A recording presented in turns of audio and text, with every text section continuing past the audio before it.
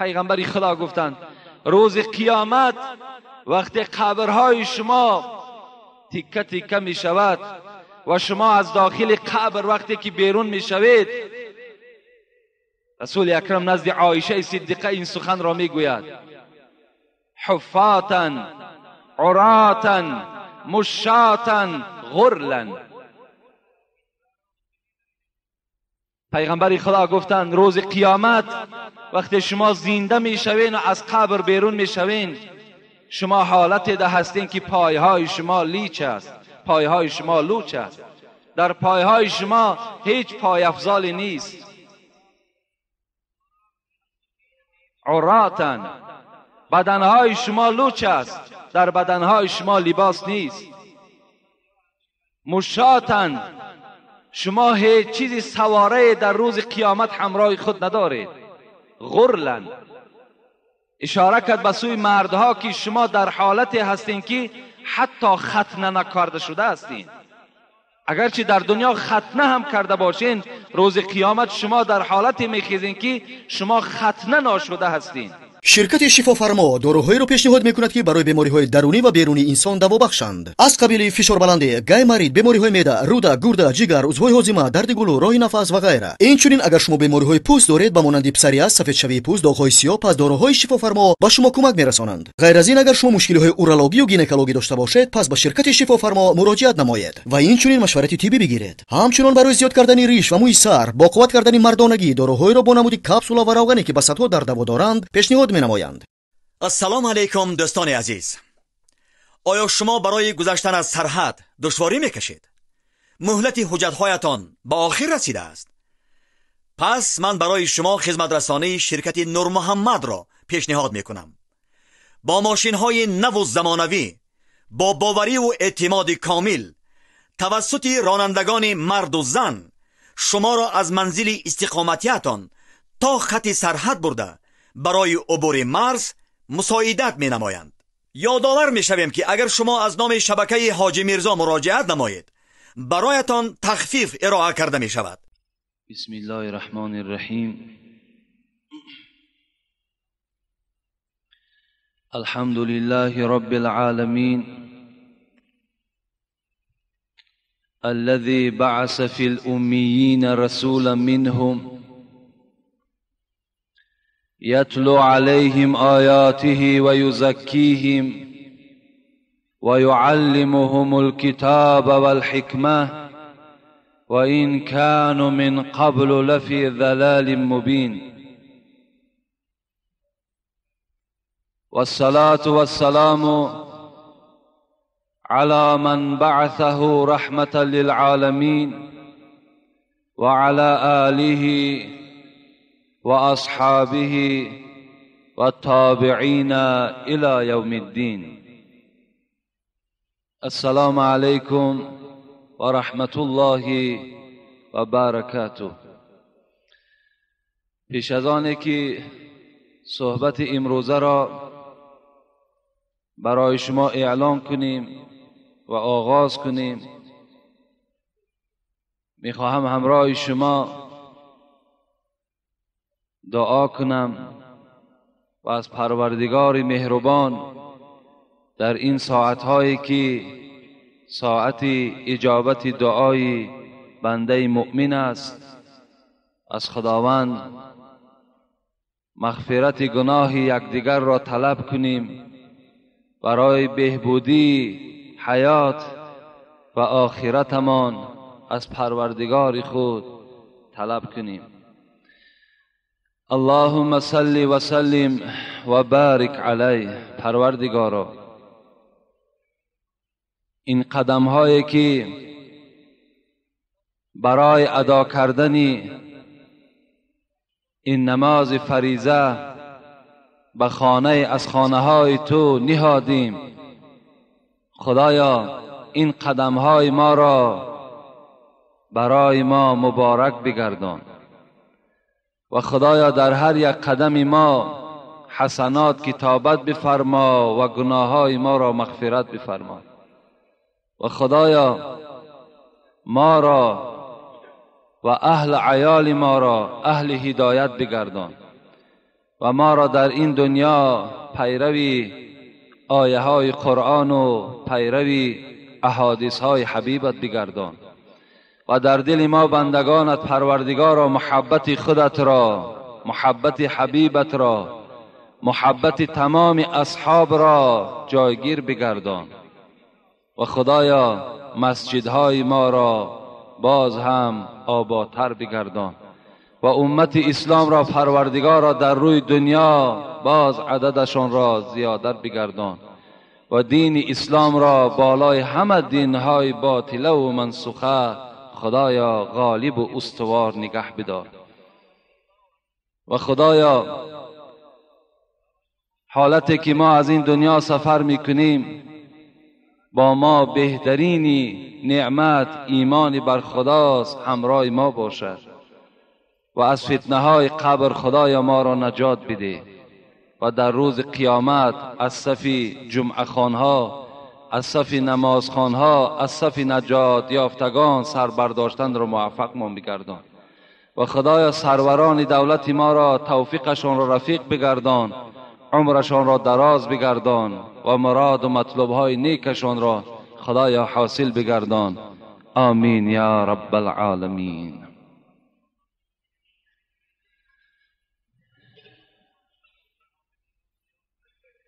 جمعه امروزه ما و شما در باب نمازی با جماعت است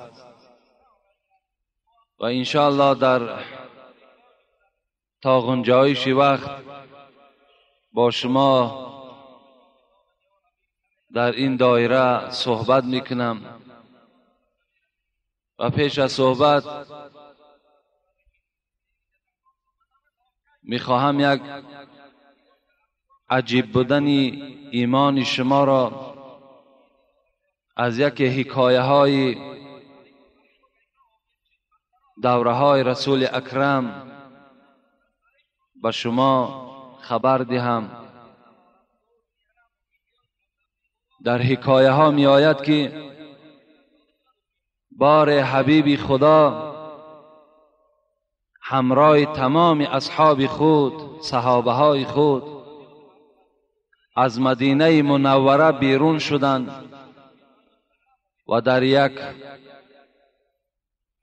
سرزمین دیگر رسیدند و پیغمبر خدا در جای خود نشستند و این صحابه ها هم چه ابوبکر صدیق، چه عمر ابن الخطاب، چه عثمان، چه حضرت علی و دیگر یاران پیغمبر در اطراف پیغمبر بودند و پیغمبر خدا از آنها یک سوال کرد، یک سوال داد. گفت ای اصحاب من، برای من خبر دهید که از همه دیده ایمانی کی عجیبتر ایمان است. یعنی عجیب گفته مثل که اگر به گوش ما و شما میرسد که یک آدمی خیلی از خدا و از پیغمبر دور وقت ایمان میارد، آدم تعجب میکند که نخواه که فلانی ایمان آورده باشد. یعنی یک صیغه تعجب است، یعنی انسان حیرت ده میماند. رسول اکرم این گونه سوال کردند ایمانی کی چنان ایمانی هست که انسانهای دیگر را در حیرت بیارد؟ صحابه های پیغمبر گفتند ایمان ملائکه ها. ایمان ملائکه ها ایمانی هست که تمام بشریت را در حیرت می آرند چگونه ایمان داشته باشند. رسول اکرم گفتند نه، گفتند ایمان ملائکه ها ایمانی عجیب نیست، ایمانی که شما را در حیرت بیارد این گونه ایمان نیست. گفت اونها چگونه ایمان نداشته باشند زمانی که اونها در حضور خدا هستند. اونها در حضور خدا هستند، در نزد پروردگار هستند. اونها چگونه به ایمان وجود داشته باشند؟ یعنی اونها باید حتمی ایمان بیارند. ایمانی اونها هیچ عجیبی ندارد.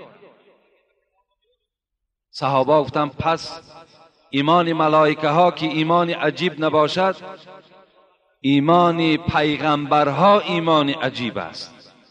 پیغمبری خدا گفتن نه، گفتن پیغمبرها هم ایمانشان ایمان عجیب نیست، زیرا که با پیغمبرها وحی الهی پایان می شود و پیغمبرها حضرت جبرائیل پایان می شود. پیغمبرها جبرائیل با چشم می بینند، چگونه ایمان نداشته باشد؟ ایمان پیغمبرها هم ایمان عجیب نیست. گفتند صحابه گفتن پس ایمان ملائکه ها ایمان عجیب نباشد، ایمان پیغمبرها ایمان عجیب نباشد، پس ایمان ما گفت ایمان عجیب است. صحابه های پیغمبر گفتن ایمان ما ایمان عجیب است. رسول اکرم گفتن نه، گفتن ای اصحاب من، ای صحابه های من، ای همنشین های من، ایمان شما هم ایمان عجیب نیست، زیرا که من در بین شما هستم، زیرا که شما معجزه های مرا به چشم میبینید، شما آمدن جبرائیل حس میکنید، از این خاطر ایمان شما هم ایمان عجیب نیست. گفتن ای پیغمبری خدا ما عاجز آمدیم، ایمان کی ایمان عجیب است؟ ایمان ملائک ایمان عجیب نباشد؟ ایمان پیغمبرها ایمان در حیرت می آوردگی نباشد؟ ایمان ما صحابه هایی که برای تو و برای قرآن و اسلام جانمان فدا میکنیم، ایمان ما هم که ایمانی در حیرت می آوردگی نباشد؟ ایمانی کی ایمان عجیب است؟ پیغمبر خدا گفتند ایمان آن کسانی که مرا نادیده ایمان آوردند، ایمان آن کسانی که در صحبت من ننشستند، از زبان من چیزی را نشنیدند، از معجزات من چیزی را مشاهده نکردند، ایمان اونها ایمان عجیب است. وددت انی لقیت اخوانی، دوست می‌دارم، گفت پیغمبر، دوست می‌دارم که با برادرهای خود ملاقات کنم. قالوا او لیس نحن اخوانک، صحابه ها گفتن ای پیغمبری خدا آیا ما برادرهای تو نیستیم؟ او با ما ملاقات داری کو؟ با ما همنشین هستی کو؟ آیا ما برادرهای تو به حساب نمی رویم؟ قالوا انتم اصحابی، ای اصحاب من، ای همنشین های من، شما برادرهای من نه، بلکه شما صحابه های من هستین، شما هم صحبتان من هستین، شما هم مسلکان من هستین. ولكن اخوانی الذين آمنوا بی ولم يرونی، لیکن برادران من، گفت پیغمبر، آن کسانی هستند که مرا نادیده ایمان آوردند. ما و شما را پیغمبری خدا برادرش میخواند، ما و شما را پیغمبری خدا فرزند میخواند. برای این ایمان ما و شما ایمان عجیب است. طوبی لمن رآنی و آمن بی مرتن و طوبی لمن لم یرنی و آمن بی 7 مرات. پیغمبر چی گفتند؟ خوش به حالی آن امتی که مرا دیدن و ایمان آوردن، مرا دیده ایمان آوردن، یک رحمت خدا بر اونها باد. لیکن آن امت، آن کسانی که نادیده به من ایمان آوردن، 7 رحمت پروردگار به آنها باد. این رحمت های بیشمار پروردگار نصیب ما و شما بندگان بوده است. ما و شما چه امتی بهترین به حساب می رویم، زیرا که ما این حبیب خدا را ندیدیم، زیرا ما در پهلوی این حبیب خدا ننشستیم، از زبان او چیزی نشنیدیم، هرچی دیدیم در کتاب دیدیم، هرچی شنیدیم از زبان عالم ها شنیدیم. ایمان ما و شما ایمان عجیب بوده است. ایمان عجیب است که شما تمام کار دنیا را پس پشت میکنید و برای چه فرضها چه سنتهای پیغمبر دوان دوان به مسجد حاضر می شوید. ایمان شما ایمان عجیب بوده است. خوش به حال همه شما.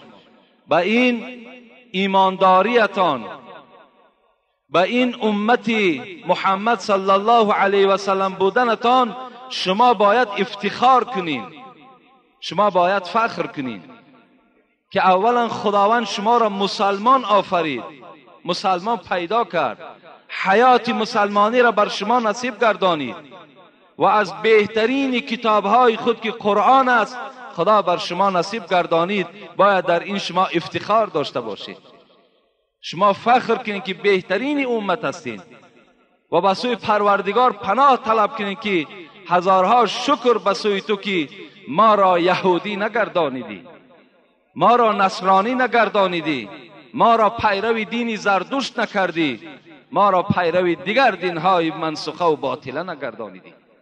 حالان که اونها هم مثل ما و شما چشم و گوش و دست و پا دارند، لیکن خدا اونها را در این راه هدایت، در این راه بهترین سزاوار نگردانید.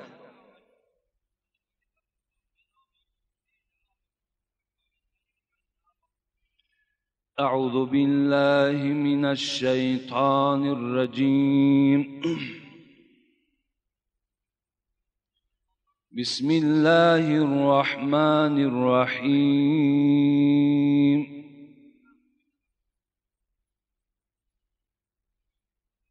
یوم یکشف عن ساق و یدعون الى السجود، يدعون إلى السجود فلا يستطيعون،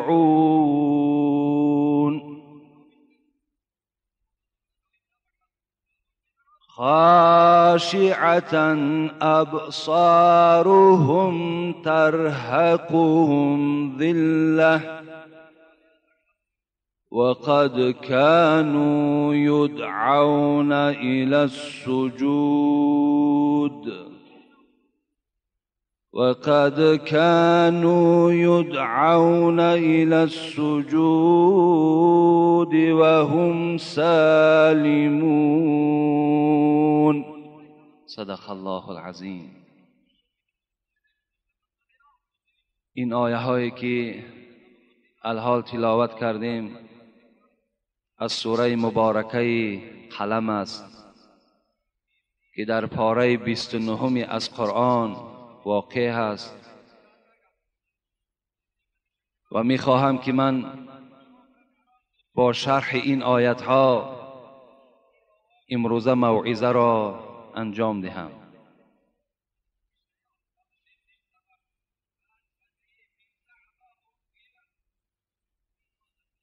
ابراهیم تیمی، سعید ابن مسیب، کحب الاحبار در باب این آیت چی میگویند، چگونه تفسیر میکنند، میخواهم که به سمع شما برسانم. یوم یکشف عن ساق، مفسرها میگویند یوم یکشف عن ساق، ظاهر آیت ترجمه تحت اللفظی او معنای ای را میدهد که روز پروردگار ساق خودش را نمایان میکند.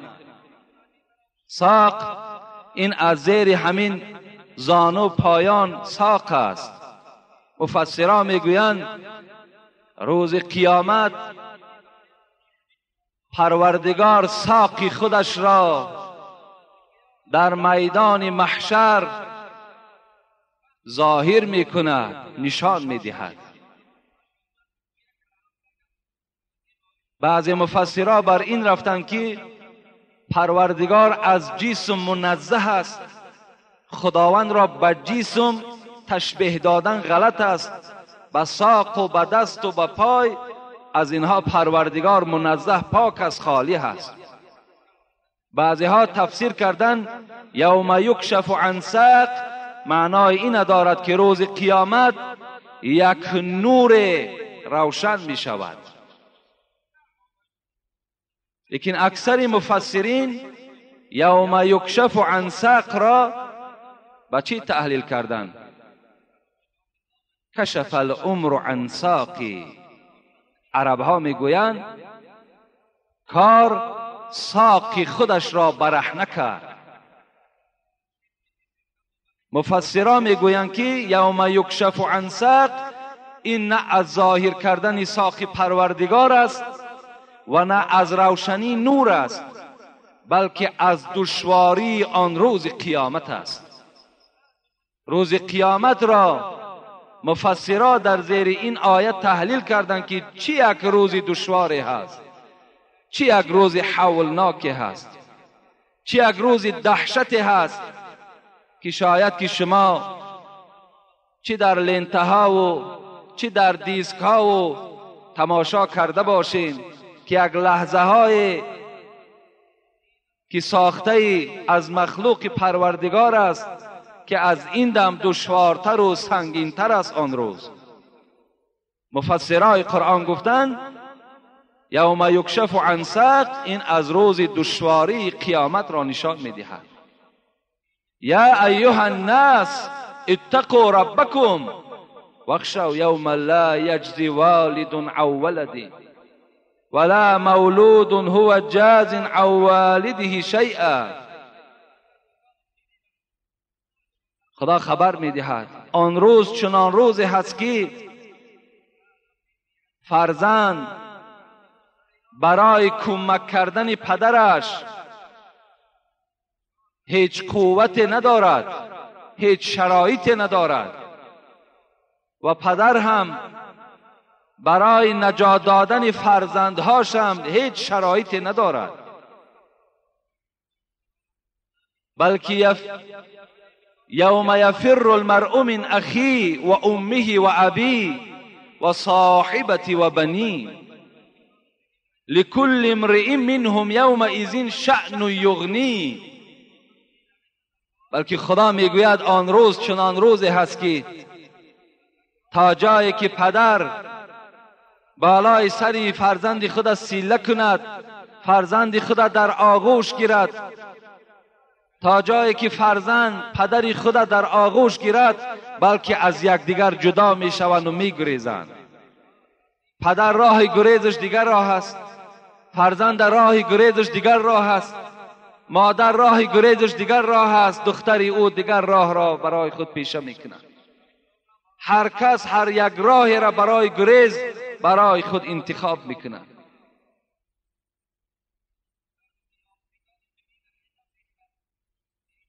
یقول الانسان یومئذ این المفر کلا لا وزر الی ربک یومئذ المستقر. خدا میگوید وقتی که میگریزند چی میگویند؟ پروردگارا امروز آیا جای هست که ما را پناه کند؟ یقول الانسان یومئذ این المفر، کجا گریزیم؟ کلا لا وزر. خدا میگوید امروز دیگر قلعه های شما، خانه های شما، کوه ها شما را دیگر پناهگاهی نیست. الی ربک یومئذ المستقر. امروز همه بازگشت شما به سوی پروردگار است. شما باید در نزد پروردگار حساب عمر خودتان را جواب گویید. امروز راه گریز نیست دیگر. یحشر الناس یوم القیامت.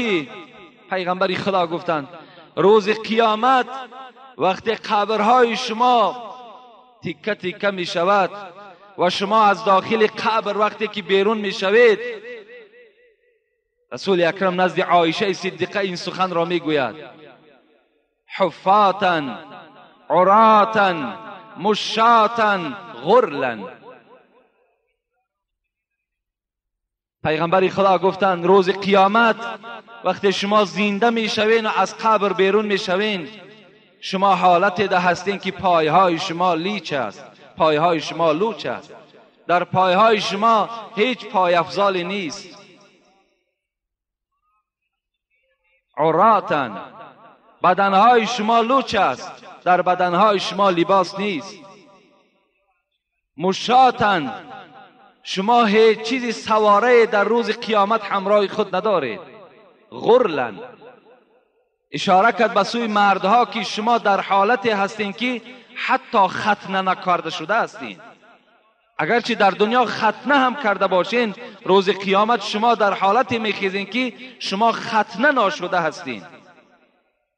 حضرت عایشه صدیقه وقتی این سخن شنیدن، اون زنها چه زنهای مسلمانی بودند، یک ترس میگد وجود عایشه را فرا گرفت و گفت یا رسول الله، النساء والرجال جمیعا ينظر بعضهم الى بعض.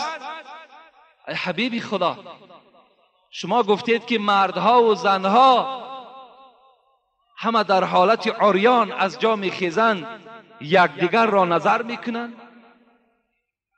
وقتی زنها با مردها که آمیخته باشند، این چی یک دهشتی هست، این چی یک بی‌حیایی هست. مردها زنها را تماشا کنن و زنها باشد مردها را تماشا میکنن. رسول اکرم گفتن یا عایشه، ای عایشه، الامر اشد من ان ينظر بعضهم الى بعض. ثم قرأ. عایشه گفتن میگویی که زنها مردها را نظر میکنن، مردها زنها را تماشا میکنن.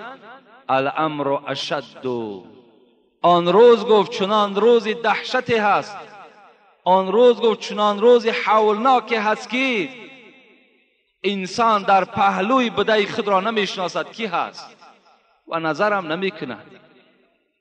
حتی اگر در پهلویش پدرش باشد به پدر نظر نمیکند، در پهلویش مادرش باشد به مادرش نظر نمیکند. آن روز چنان دشوار روزی هست که هر یک انسان وا نفسی میگوید وای جان خودم، وای جان خودم، از نزد پروردگار نجات میابم یا نمیابم. و رسول اکرم آیه سوره عبسه را خواندند که آیه عبسه را چنان تحلیل است که آن روز چنان روزی هست که شأن و یغنی شما را چنان یک امر مشغول میگرداند که شما به هیچ طرف نظر نمیکنید. اون چه امر است؟ اون چی فکر است؟ اون چی خیال است؟ اون خیالی هست که پروردگارا من نجات میابم یا نمیابم. آیا در گروه دوزخی ها هستم یا در گروه جنتی ها هستم؟ آیا در گروه بدبخت ها هستم یا در گروه نیکبخت ها هستم؟ هر انسان در این خیال آن روز گرفتار است. خدا رحمت کند صاحب تفسیر حسینی را، حسین واعظ کاشفی هم، این خیالاتی که در روز قیامت به ما و شما می آید در یک رشته نظم در آوردن که کشتی آمد در دریا شکست، تخته زان کشتی بر بالا نشست، گربه و موش بران تخته بماند، کارشان با یکدیگر پخته بماند. نیزی گربه موش را راهی گریز، نیزی گربه موش را چنگالی تیز، هر دوشان از حول دریای عجم در تحیر باز مانده خشک و لب. در قیامت این چنین غوغا بود، یعنی آنجا نه تو و نه ما بود. حضرت میگوید من برای شما یک ساده کرده یک مثال میارم که آن روز مثل که یک کشتی در یک دریا غرق می شود و یک تخته او بالای دریا می براید و در یک پهلوی تخته گربه هست، در یک پهلوی تخته موش است. اگر اینها در دنیا رو پرو می شدند، هر آینه موش از گربه می گریخت و گربه باشد هجوم بالای موش می کرد. لیکن وقتی که در بالای بحر، در بالای یک تخته هستند، این موش و گربه در یک خیال هستند که آیا از این بحر نجات میابیم یا نمیابیم. در فکر هجوم یکدیگر نیستند، در فکر یکدیگر را پیشادم کال کردن نیستند، بلکه در خیال اینها این است که آیا از این بحر به ساحل میرسیده باشیم یا نمیرسیده باشیم. یعنی آن روز قیامت ما هم چنان حالت فرا میگیرد که آیا نجات میافته باشیم یا نمیافته باشیم. بسیاری از بدبختان همین تاجیک ما و شما وجود دارد که حتی قیامت انکار میکند، به آمدن قیامت باوری ندارد، نماز میخواند، در کار شود نماز جماعت ده هم اشتراک میکند، لیکن از قیامت باوری ندارد. حتی از زنده شدن روزی قیامت و زنده شدن در قبر باوری ندارد. اینها در بین همین تاجیکان ما و شما هم وجود دارد. وای به حالشان. ایحسب الانسان ان لن نجمع عظاما بلا قادرین علی ان نسوی بنانا. این خداوند از بالای 7 طبقه آسمان ندا دارد، میگوید بعضی از انسانها گمان میبرند که این استخوانهای پوسیده اونها را ما جمع کرده نمیتونیم. بعضی از انسانها گمان میبرند که ما این استخوانهایی که 1000 ساله و 2000 ساله هستند اینها را زنده گردانیده نمیتونیم. لیکن خدا میگوید بلا قادرین علی ان نسوی بنانا. این پروردگار شما چنان قادر هست که حتی همین سرهای انگشتان شما را برابر میکند. ان نسوی بنانا، این معجزه قرآن است. امروز اگر شما نظر کنین، اگر در دنیا 6.5 میلیارد آدم زندگی کند، سر انگشتان از یکدیگر با یکدیگر مانند نیستند. 6.5 میلیارد آدم، 6.5 میلیارد نوک انگشتان دیگرگون است. خطهایی که در این بالای نوک انگشتان هست اینها دیگرگون هستند. بین در انسانها چشمهای مانند یافت می شود، دستهای مانند یافت می شود، قدهای مانند یافت می شود، لیکن نوک انگشتی مانند در دنیا وجود ندارد. اگر شما در برنامه های تلویزیونی تماشا کنین، وقتی انتخابات پرزیدنت ها می شود یا دپوتات هاش می شود، نوکای انگشت رنگ میکنند و در بالای کاغذ میگذارند، مثل مهر، مثل پیچت واری، و او را در کامپیوتر جا میکنند. برای چی؟ برای چی کف دستی او را نمیگیرند؟ برای چی کف پای او را نمیگیرند؟ فقط نوک انگشت او را میگیرند. زیرا در دنیا نوکای انگشت ها مختلف هستند. نوک انگشت در دنیا مانند نیست. خدای را در قرآن معجزه قرآنی است که ان نسوی بنانا، ما حتی نوک انگشت هاتون برابر میکنم.